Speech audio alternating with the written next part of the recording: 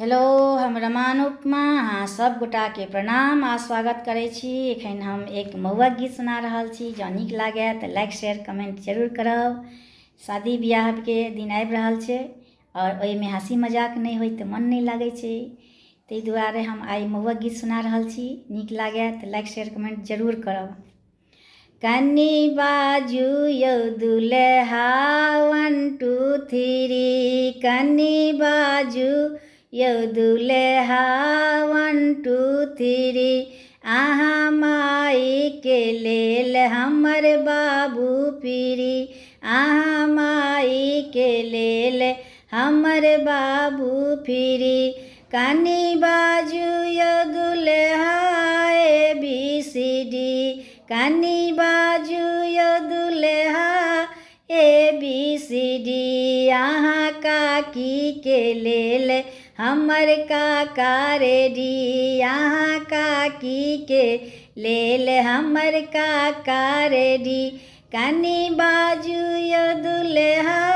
1 2 3 कनी बाजू यौ दुल्हा 1 2 3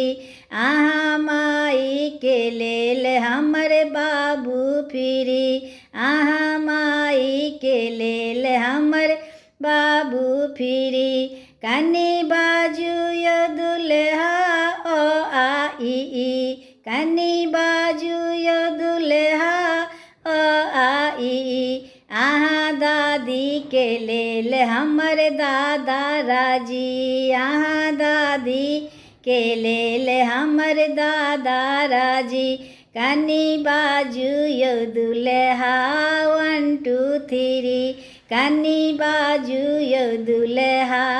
1 2 3 कनी बाजू यौ दुल्हा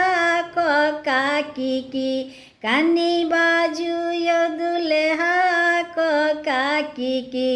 अहाँ बहिन के लेल हमर भैया फिरी अहाँ बहिन के लेल हमर भैया फिरी कनी बाजू यौ दुल्हा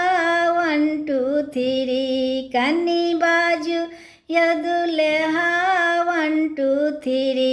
अहाँ माई के लेल हमर बाबू फिरी अहाँ माई के लेल हमर बाबू फिरी।